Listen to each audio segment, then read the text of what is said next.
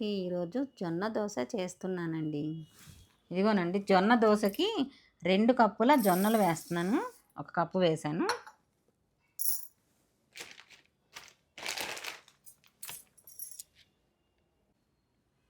ఇదిగోనండి 2 కప్పుల జొన్నలు. 1 కప్పు మినపగుళ్ళు అండి. ఇదిగోండి మినపగుళ్ళు వేస్తున్నాను.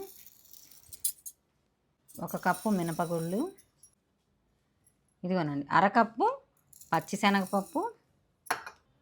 ఇదిగోనండి 1 కప్పు అటుకులు వేస్తున్నాను. ఇవి 4 గంటల సేపు నానబెట్టుకోవాలండి. నేను అన్నీ కలిపి నానబెట్టేస్తున్నాను. అటుకులు కూడా కొంచెం లావుగా ఉన్నాయన్నమాట. అందుకని మినపగుళ్ళు జొన్నలతో పాటే కలిపి నానబెట్టేస్తున్నాను. 4 గంటల సేపు నానబెట్టుకొని ఆ తర్వాత పిండి పట్టుకోవాలి. ఇంకో 4 గంటల సేపు పిండి కూడా నానాలండి. ఇది పిండి చేసేటప్పుడు మళ్ళీ చూపిస్తాను. నేను కడిగి తీసుకొచ్చాను. ఇవి ఒక 4 గంటల సేపు నానబెట్టాలండి. గట్టి మూత పెడుతున్నాను, ఇలా పెడుతున్నాను అనమాట. గట్టిగా మూత పెడితే దీని మీద ఏదైనా బరువు పెట్టామనుకోండి తొందరగా నానిపోయిద్ది అనమాట. ఇదిగోనండి జొన్న పిండి నానింది. ఇదిగోనండి ఉప్పు వేస్తున్నాను.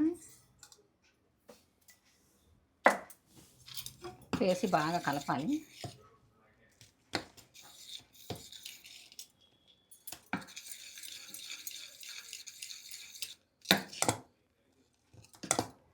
ఇప్పుడు ఇందులోకి చట్నీ చేద్దామండి. అందులో చట్నీకి ఇదిగో కొంచెం పల్లీలు, కొబ్బరి, పచ్చిమిర్చి ఇది పక్కన పెట్టి చట్నీ చేస్తాను. చట్నీ కోసం పచ్చిమిర్చి అయితే ఫ్రై చేస్తున్నానండి.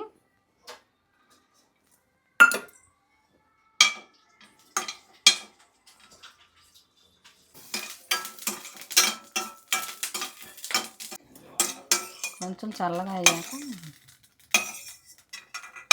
ఇందులోకి తీసేస్తున్నానండి. ఇందులోనే కొంచెం తాలింపు రెడీ చేద్దామని మళ్ళీ వేరే బాండి పెట్టడం ఎందుకు, కొంచెం లైట్గా ఆవాలు జీలకర్ర ఫ్రై చేస్తాను.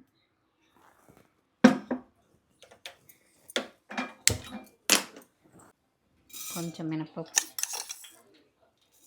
కొన్ని ఆవాలు, అలాగే కొంచెం జీలకర్ర వేసాను.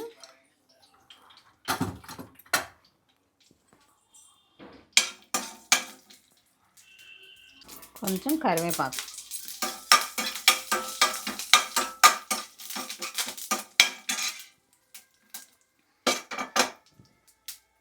ఇవన్నీ మిక్సీ జార్లో యాడ్ చేస్తున్నానండి. ఇదిగోనండి తాలింపు వేస్తున్నాను. తాలింపు చేసి రెడీగా పెట్టాను కదా.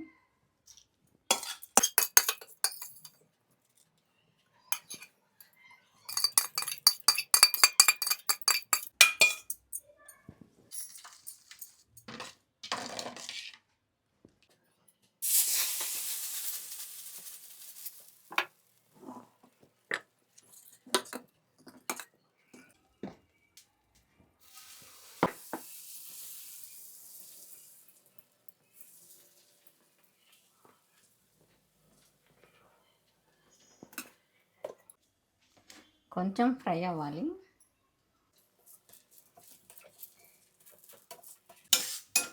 ఇది కొంచెం మెత్తగా తీసేస్తున్నానండి. ఇంకొకటి చేస్తున్నానండి.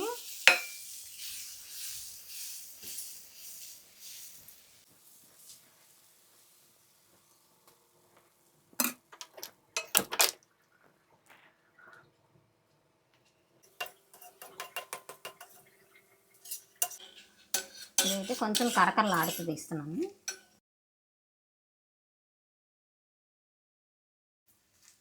ఆయిల్ వేసి దాని మీద కొంచెం లైట్గా చింతపండు చట్నీ, దాని మీద కొంచెం ఆయిల్,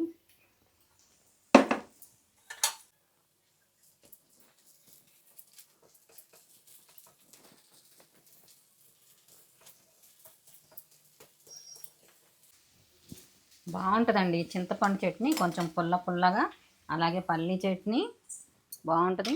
ఇందులోనే కొంచెం ఉల్లిపాయ ముక్కలు వేస్తున్నానండి. ఉల్లిపాయ ముక్కలు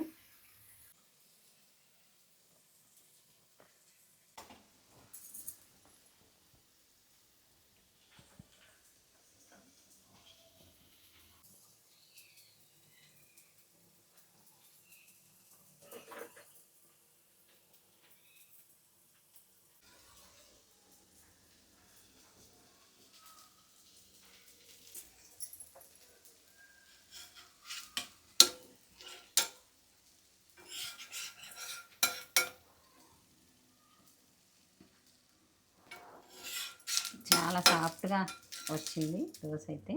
ఇదిగో ఇలా వచ్చిందండి. ఇదైతే బాగా కరకరలాడేలాగా ఉంది. ఇది పక్కన పెట్టేస్తాను.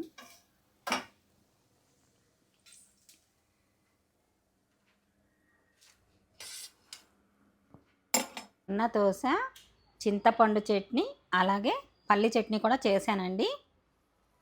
ఇలా రెడీ అయిపోయాయి. దోశ అయితే భలే వచ్చిందండి. చక్కగా సాఫ్ట్గా వచ్చిందనమాట. దోశ అయితే చాలా బాగుంది.